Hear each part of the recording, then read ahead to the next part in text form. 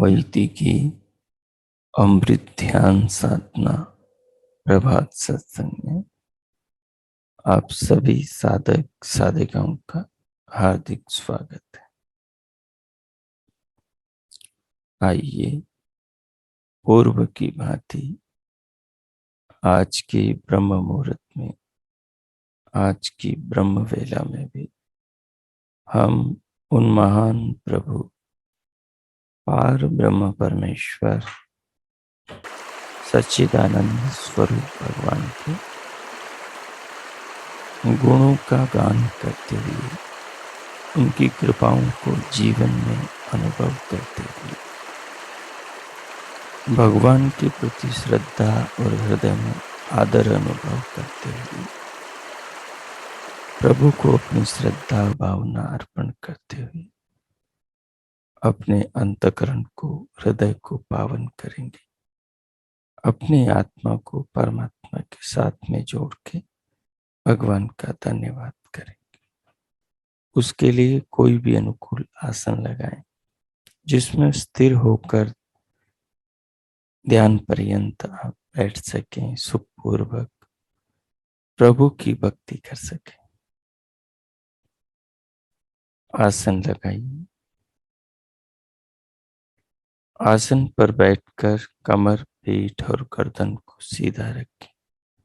दोनों हथेलियों को गोद में रखें, नेत्रों को बंद रखें।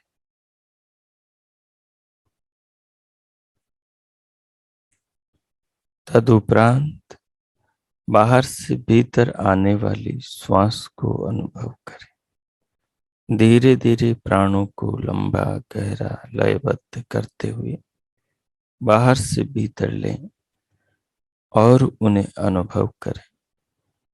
श्वास के साथ सिर से पांव तक के पूरे शरीर को अनुभव करें।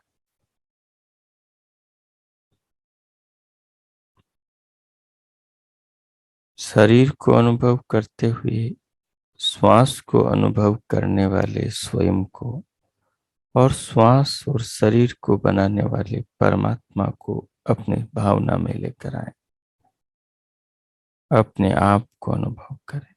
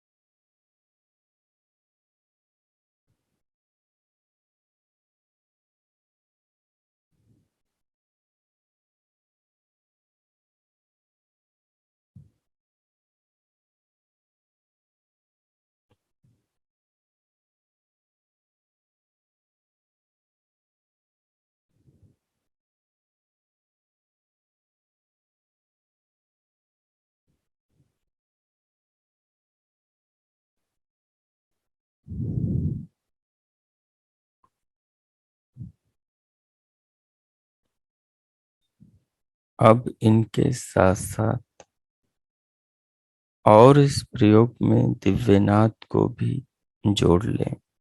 दोनों कानों के आकाश में मन को लगाएं और दिव्यनाद अर्थात शरीर के भीतर की ध्वनि सुनना आरंभ करें। दिव्य प्रकाश अर्थात भ्रुकुटी में मन को लगाने से जो नेत्र पटल के पीछे दिव्य प्रकाश अंदर से दिखाई देता है। जिन्हें दिखाई देता है वो उसे देखे और नाद सुने। जिन्हें नहीं दिखाई देता है वो देखने का प्रयास करें और नाद सुने, और धीरे धीरे श्वास को भीतर रोके, रोक कर परमात्मा के नाम का मानसिक रूप से थोड़ी देर जप करें। जप के साथ साथ पूरे शरीर को अनुभव करें। जप करने वाले अपने आत्मा को अनुभव करें और शरीर, श्वास, इस जीवन और जगत विश्व के निर्माता परमात्मा के प्रति हृदय में, आत्मा में श्रद्धा अनुभव करें। 3-4 मिनट तक ये प्रयोग करें। मानसिक रूप से प्रभु नाम का जप जपें, ओम नाम का जप जपें। जप को जपते हुए सिर से पांव तक पूरे शरीर का अनुभव बना रहे। दिव्य नाद सुने, दिव्य प्रकाश देखें। और मैं आत्मा शरीर को अनुभव कर रहा हूं, परमात्मा के नाम का जप जप रहा हूं, ऐसा भीतर से अनुभव करें। बोलना सोचना नहीं है, अनुभव करना है। कीजिए।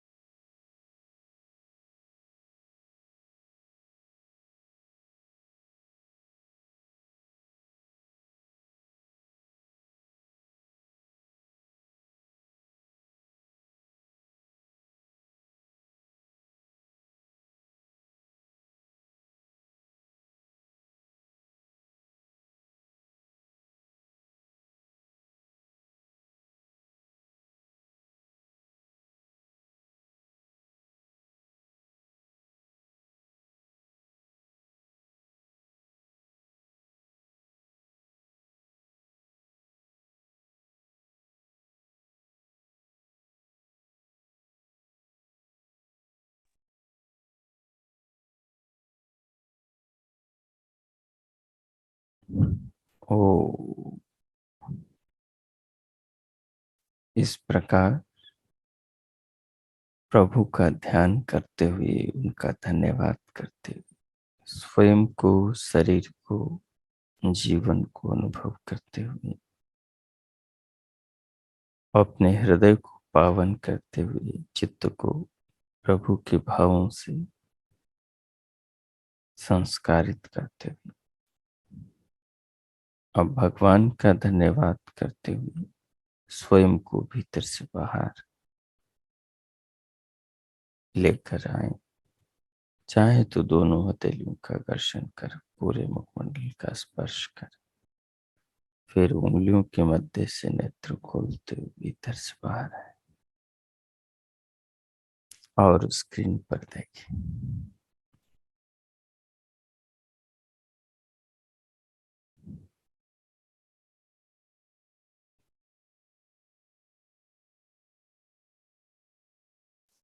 पीछे से हम श्वेताश्वतर उपनिषद के तृतीय अध्याय के श्लोकों का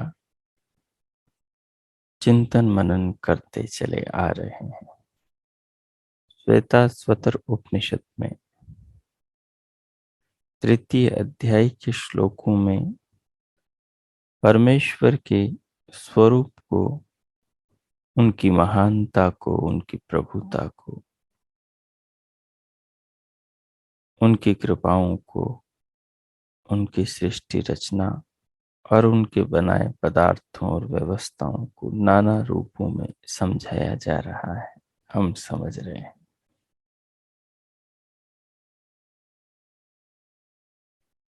विगत दिवस हम भगवान के सर्वव्यापक स्वरूप पर विचार कर रहे थे कि जो उन्हें देखना चाहता है उसे वो सब और दिखाई देता है,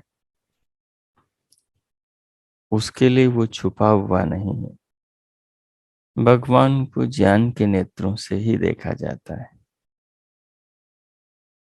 जैसा कि कल हमने पढ़ा था कि यार अब गुलो गुलजार में मैंने तुझे देखा, हर वादी को हसार में मैंने तुझे देखा, कहता है कौन तुझको कि तू पर्दा नशी है, हर कूचा वो बाजार में मैंने तुझे देखा। जिसको वो ज्ञान की दृष्टि मिल जाती है, जो शास्त्रों को पढ़कर चिंतन मनन करके जीवन में उतर के संसार में ईश्वर की व्यवस्था, नियमों, रचनाओं को देखकर बुद्धि विवेक पूर्वक इस विशाल विश्व का विवेचन कर लेता है, वो इसकी ओट में छिपे परमात्मा को समझ जाता है। और फिर हर क्षण हर पल संसार में किसी भी परिस्थिति में वो कहीं पर भी रहे, हर कदम हर पल वो भगवान के साथ ही स्वयं को अनुभव करता है। आज हम अग्रिम श्लोक का अध्ययन करेंगे, जिसका शीर्षक है सबका सर्वोपरि आश्रय। संसार में जितने प्राणी हैं और जितना जगत है, जितने जड़ जंगम है, चलायमान और स्थिर जगत है, शरीरधारी प्राणी और स्थिर पेड़ पौधे और ये पहाड़ पर्वतों नदियों सागरों से, सूर्य चंद्रमा ग्रह उपग्रह आदि से युक्त जो सौर परिवार संसार और इसके भी आगे जो आकाश गंगाएं पूरा ब्रह्मांड है, इसमें जो जो है उन सब का और इस सब का भी जो सर्वोपरि सबसे ऊपर सबसे बड़ा सब आश्रयों का आश्रय आधार है, उसके बारे में बताया जा रहा है। श्लोक है सर्वे इंद्रिय गुणाभासम सर्वेन्द्रिय विवर्जितम सर्वस्य प्रभुम ईशानम सर्वस्य शरणम बृहत्। बृहत् का मतलब होता है बड़ा, बृहत् का मतलब होता है महान, बृहत् का मतलब होता है अद्भुत। उस अद्भुत की, उस बृहत् की, उस महान की जो प्रभु हैं, जो ईशान यानी ईश्वर हैं, यानी जिसके द्वारा ये संपूर्ण विश्व चराचर जगत रचा गया है, उस विधाता की सर्वस्य शरणम, सबने शरण ली हुई है। उसकी शरण के बिना जगत में कोई जीवन नहीं पा सकता। सबने उसकी शरण ली हुई है, सदा से ली हुई है, भले उनको इस तत्व का बोध न हो कि हमने उसकी शरण ले रखी, परंतु उसकी शरण के बिना न हम देख सकते, न सोच सकते, न बोल सकते, न खा सकते, न जीवन को समझ सकते, न स्वयं को जान सकते। प्रभु की शरण के बिना उसी तत्व को खोल के ऊपर समझाया। सर्वे इंद्रिय गुणाभासम, वह सभी इंद्रियों से, वो परमात्मा, वो प्रभु, वो संसार को रचने वाला ईश्वर, जो महान है, जो बृहत है, जो रहस्य अद्भुत है, वो परमात्मा सर्व इंद्रिय गुणाभासम, वह सभी इंद्रियों और सभी कर्म इंद्रियों की शक्तियों वाला है। हमारे शरीर में जो ज्ञानेंद्रियां और कर्म इंद्रियां हैं, वो जिसकी शक्ति पर, जिसके विज्ञान पर, जिसकी व्यवस्था पर, जिसकी बुद्धि और जिसके नियमों पर काम करती है, वो परमात्मा है, वो ईश्वर है, वो बृहत है। इन ज्ञानेंद्रियों से, कर्म इंद्रियों से मानो वही काम कर रहा है, क्योंकि ये उसी की है, उसी ने बनाई है। आज ये हमारे स्वार्थ में प्रयुक्त हो रही है। अगर हम चाहें तो इनको अपने आत्मिक कल्याण के लिए प्रयोग कर सकते हैं। इनको हम सांसारिक भोगों के लिए और इनको हम आत्मा के उत्थान के लिए भी प्रयोग कर सकते हैं। तो सर्व इंद्रिय गुणाभासम, जो इंद्रियां हैं, इनके जो विषय हैं, उन विषयों का जो ज्ञान होता है, उसको भी परमात्मा जानने वाला है। इंद्रियों को, इंद्रियों से होने वाले ज्ञान को परमात्मा जानने वाला है, क्योंकि इन इंद्रियों को उसी ने बनाया है। हम कोई यंत्र बनाते हैं तो उसको टेस्ट करते हैं, उस, उसको जानते हैं कि ये ठीक बना कि नहीं बना। बिजली का काम करने वाले टेस्टर लगा के देखते हैं कि इसमें बिजली आई कि नहीं आई, ये तार जोड़े तो उधर से विद्युत इधर निकली कि नहीं निकली। परमात्मा ने सारी शक्तियों को, इंद्रियों को बनाया, और उन से कौन कौन से विषय ग्रहण होंगे उनको इस प्रकार बनाया। तो परमात्मा जानते हैं कि इंद्रियों से क्या क्या ग्रहण होता है और हम क्या क्या ग्रहण कर रहे हैं। सर्व इंद्रिय विवर्जित, सभी इंद्रियों से वो रहित है। जिसने इंद्रियों को बनाया है उसे इंद्रियों की जरूरत नहीं है संसार को जानने के लिए, हमें जानने के लिए, हमारे मन के भावों को समझने जानने के लिए उसे इंद्रियों की जरूरत नहीं। क्योंकि इंद्रियों की जरूरत होती तो जब इंद्रियां नहीं थी तब हमें वो कैसे जान रहा था। भगवान को इंद्रियों की आवश्यकता है। मनुष्य आदि के समान उसका न कोई शरीर है, न ही इंद्रियों के कोई गोलक है। उस सर्वस्य प्रभु ईशानम, सबके सर्वोपरि स्वामी और सबके प्रकाशक को ही सर्वस्व बृहत शरणम, सबका सर्वोपरि आश्रय जानो, आश्रय जानना चाहिए। सबके वही परमात्मा आधार है,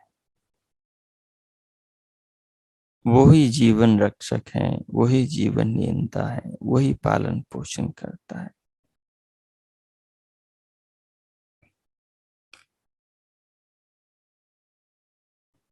जीवात्मा बंधन में है, ईश्वर बंधन में कभी नहीं आता।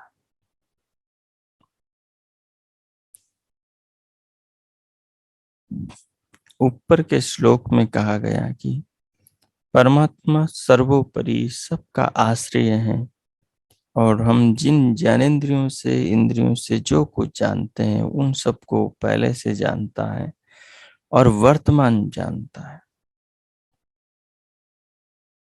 फिर आगे कहा गया कि जीवात्मा बंधन में है, हाँ मतलब हम बंधन में है, और ईश्वर कभी बंधन में नहीं आता।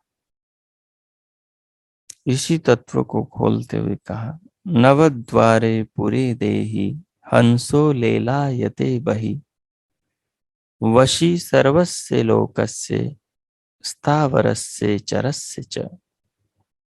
कहा नवद्वारे पुरे देहि, पुर कहते हैं शरीर को, पुरी को, और देही कहते हैं देह में रहने वाले आत्मा को, और नवद्वार यानी 9 द्वार वाले पुरी यानी शरीर में। इस शरीर के 9 द्वार हैं, 2 आंखों के द्वार हैं, 2 कानों के द्वार हैं, 2 नाक के द्वार हैं, और 2 एक मुंह का, वाणी का द्वार है। ऐसा करके 7 द्वार ये हो गए। 8वां और 9वां मल मूत्र द्वार है। इसलिए शरीर को 9 द्वार वाली पुरी कहते हैं। पुरी का मतलब जिसमें कोई रहता हो। इस पुरी में देही, पूरी देह में देही, देही देह में रहने वाले को कहते हैं, और वो शरीर में आत्मा है। उस आत्मा को हंस कहा है, हंसो लेलायते बहि। इस शरीर के पुर्जों के द्वारा, इन द्वारों से ये जो हंस जीवात्मा देही शरीर में रहता है, ये बाहर जाने को ललचाता है, बाहर के विषयों में डूबा रहता है। वशी सर्वस्य लोकस्य स्थावरस्य चरस्य च। और दूसरा जो परमात्मा है, ईश्वर है, वो इस प्रकार से इस लोक के बंधन में नहीं रहता जैसे जीवात्मा शरीर में बंधा हुआ है। शरीर में रहता हुआ बाहर इंद्रियों द्वारा विषयों की उड़ाने उड़ता है। वो परमात्मा वशी सबको वश में करने वाला है। किसको? सर्वस्य लोक से, समस्त लोक लोकांतरों को। पृथ्वी को, पृथ्वी पे रहने वाले सब प्राणियों को, सब पेड़ पौधों को, सब पहाड़ पर्वतों को, नदियां सागर को, सारे ब्रह्मांड को वो परमात्मा अपने वश में रखने वाला है। उसके वश में रहे बिना ये जगत टिक नहीं सकता, हमारा जीवन रह नहीं सकता। स्थावरस से चरस से चर, जितना भी स्थावर जगत है,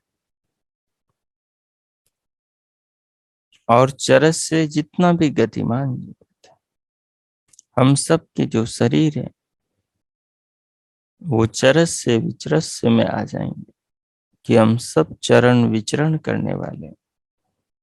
वैसे तो सब लोक लोकांतर चरण विचरण कर रहे हैं, लेकिन यहाँ चर शब्द जो चेतन प्राणी हैं उनके लिए, और स्थावर पेड़ पौधों के लिए, और बाकी पहाड़ पर्वत नदियां सागर ये सब के लिए आया है। तो इन सब का जो वश में करने वाला है वो परमात्मा है, और जीवात्मा हंस इस शरीर में रहता है और विषयों की ओर इंद्रियों के द्वारा दौड़ता है।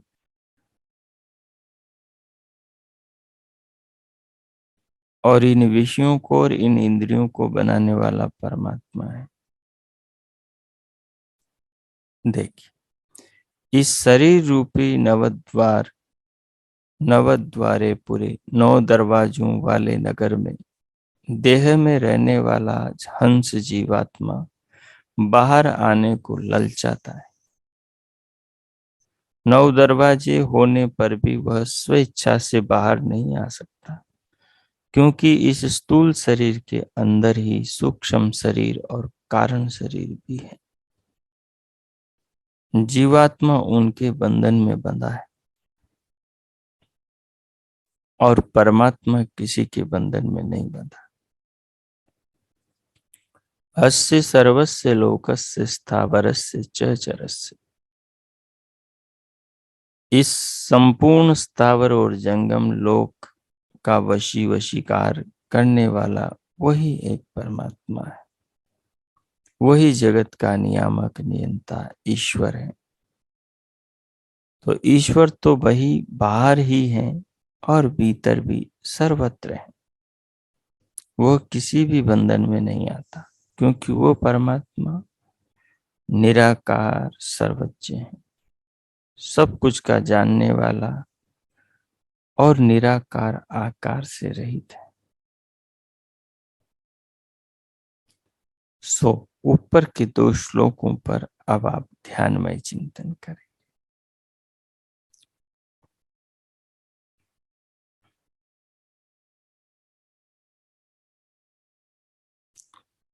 अगले 15 मिनट तक धैर्य के साथ दोनों श्लोकों पर बारी बारी से चिंतन करें, या दोनों के भाव को मिलाकर चिंतन। एक में 9 द्वार वाले शरीर में जीवात्मा बंधा है और इंद्रिय द्वारों से विषयों की ओर दौड़ रहा है, और परमात्मा अंदर बाहर सर्वत्र विराजमान है। और दूसरे श्लोक में जीवात्मा के भोग के साधन जो ज्ञानेन्द्रियां कर्मेंद्रियां हैं, उन सब का निर्माण परमात्मा करता है। और जीवात्मा के शरीर का, इंद्रियों का, ज्ञानेन्द्रियों का, कर्म इंद्रियों का, सब कुछ का जो आधार है, खाने पीने की चीजों का, पहाड़ पर्वत नदियां सागर का, पृथ्वी जल अग्नि वायु आकाश का, सूर्य चंद्रमा का, पूरे सौर परिवार का, आकाश गंगाओं का, पूरे ब्रह्मांड का जो आधार है, वो वही परमात्मा है। सारे जगत ने, सब ने उसकी शरण ले रखी है। कोई जाने न जाने, लेकिन सब उस परमात्मा के आश्रित रहते। इस भाव को भीतर रखते हुए अब ध्यानमय चिंतन करें, प्रभु का ध्यान करें। अब मैं मौन होता हूं। आप इन श्लोकों के आधार पर अगले 15 मिनट तक ध्यान में चिंतन करें। ओम कीजिए।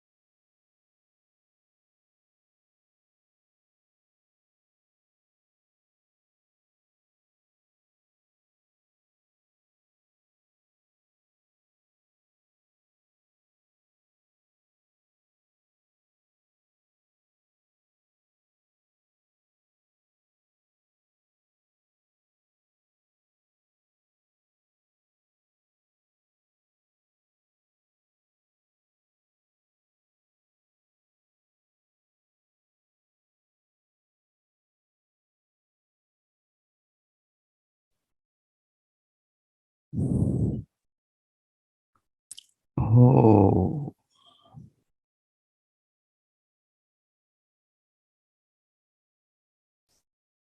हो। इस प्रकार जीवात्मा का और परमात्मा का ध्यान करते हुए भगवान के आश्रय का,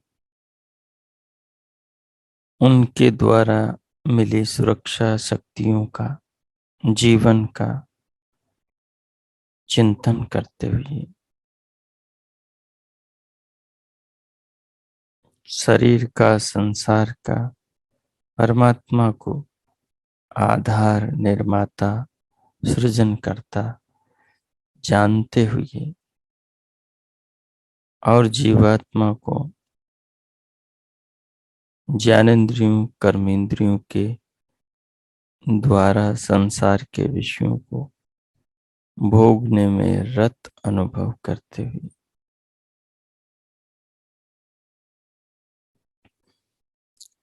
सर्वाश्रय परमात्मा को सब और सब पदार्थों का आश्रय, चर का, अचर का, जड़ का, जंगम का, चेतन का, अचेतन का जानते हुए उनकी महानता को, उनकी बृहत्ता को, उनके विशाल, महान, अद्भुत स्वरूप को अनुभव करते हुए, चिंतन करते हुए अपने अंतकरण को उस चिंतन से पावन करते हुए, चित्त को सुसंस्कारित करते हुए और भगवान के प्रति हृदय के श्रद्धा को, आभार को, भावनाओं को अर्पण करें।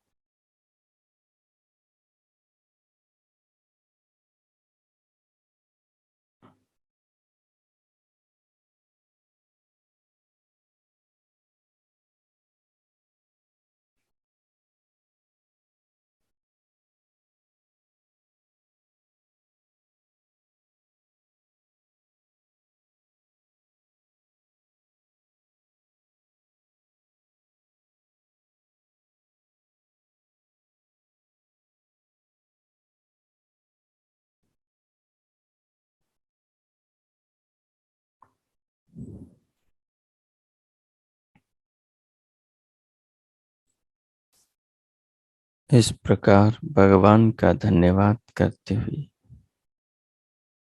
प्रभु के साथ अपनी आत्मा को एकाकार करते हुए भगवान के प्रति हृदय की कृतज्ञता, श्रद्धा को अर्पण करते हुए स्वयं के जीवन के लक्ष्य को स्मरण करते हुए परमात्मा से सब ओर से हम अंदर बाहर से युक्त है, बस ज्ञान की दूरी, धीरे धीरे करके इस दूरी को कम और पूरी तरह समाप्त करने, दूर करने के प्रयास में लगे। इस प्रकार अपने संकल्प को, प्रभु की कृपाओं को, जीवन के महान अवसर आदि को स्मरण करते हुए अब स्वयं को भीतर से बाहर लाएंगे। उससे पहले शांति पाठ करें। ओम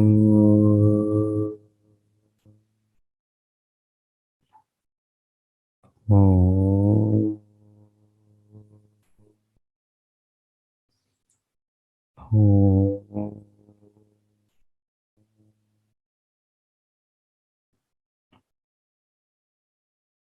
ओम।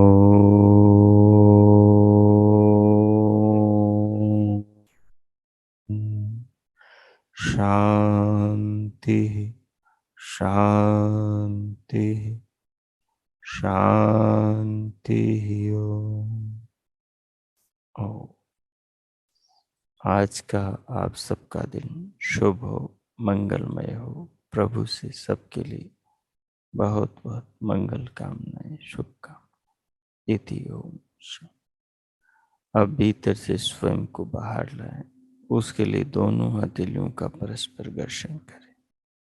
उष्ण हथेलियों से पूरे मुखमंडल का स्पर्श करें और फिर उंगलियों के मध्य से पलकें खोलते भीतर से बाहर आ जाए।